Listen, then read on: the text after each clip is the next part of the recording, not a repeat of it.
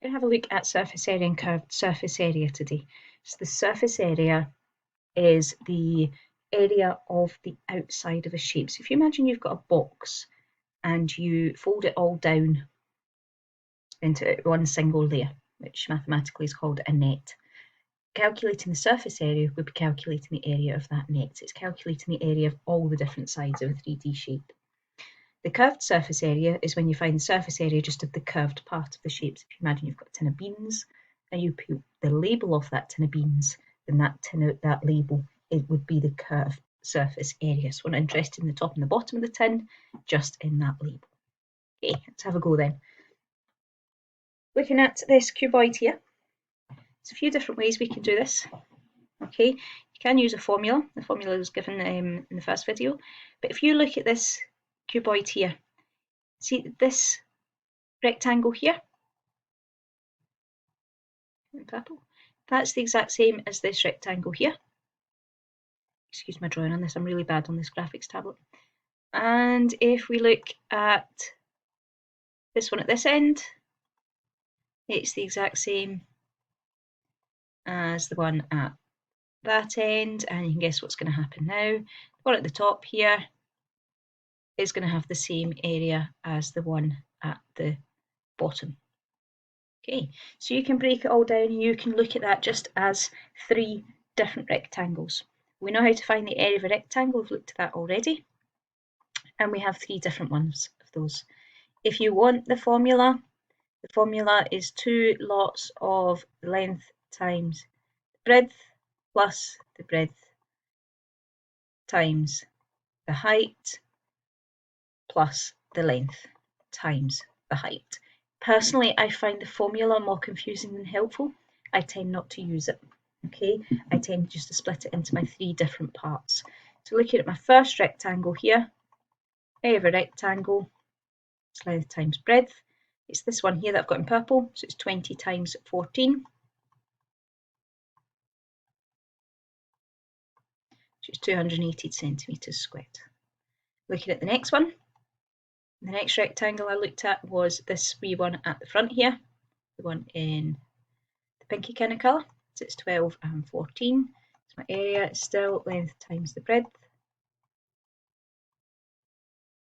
It's 12 times 14, which is, I'm going for 168. Let me check this. Oh, 168. The third one was the one at the top.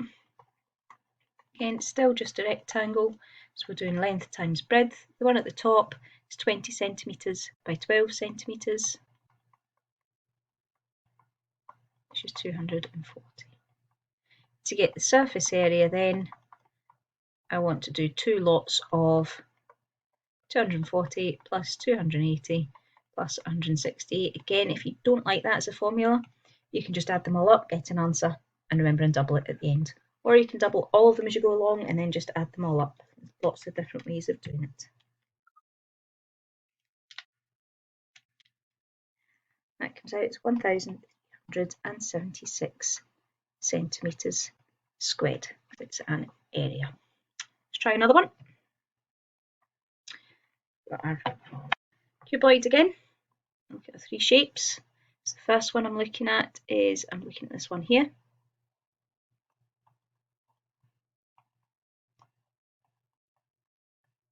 I'm going to do L times B. Along the bottom here, I've got 7.2. Up the side, I've got 4.9. 7.2 times 4.9. So that's 35.28 metres squared. Let's look at the next one. It doesn't matter what order we do these rectangles in, as long as you remember and do them all. It does help if you draw over them, so that you know that you have done each of the different ones. The second one I'm going to look at is this one at the end here. So my area is length times the breadth, which is 5.5 times 4.9, which is 26.95 metres squared. Okay, my third rectangle is this one at the top. It's my third different rectangle. That was really badly drawn. Let's try that one again. Okay, so this one at the top, number 3 then. Area is still length times the breadth. This time, looking at my rectangle, it's 5.5 going across the way, times by, and it's 7.2 going along the way. That comes out at 39.6 metres squared. Okay, final thing we need to do then is double and add. My total surface area is 2 lots of 35.28 plus, excuse me, 26.95 plus 39.6. So 39.6 plus 26.95 plus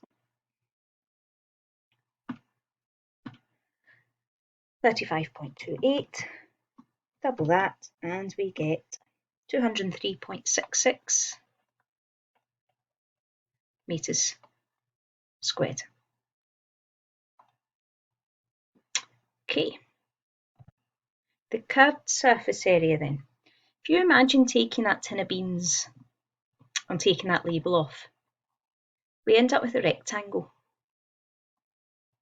And that rectangle that we end up with came from this shape here. So this part here was the circumference of the circle, and this part here is the height of the cylinder. So your curved surface area is going to be pi d h, where d is the diameter and h is the height. Now for this one, I'm given a radius of 1.6 metres, which means I've got a diameter of double that, which is 3.2 metres. Okay, so to get a curved surface area, I'm doing pi times 3.2 times 6.1,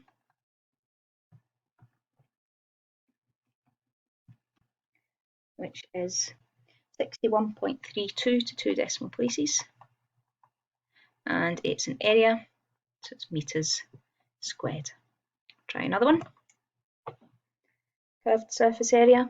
So the curved surface area is pi times the diameter times the height. That's pi. Remember pi, you can just use 3.14 if you like. We're given the diameter this time. Diameter is 140 times the height is 205. Type that into my calculator. That comes out at 90,163.71 millimetres squared. Okay, I'll let you practice some of these before we move on to volume.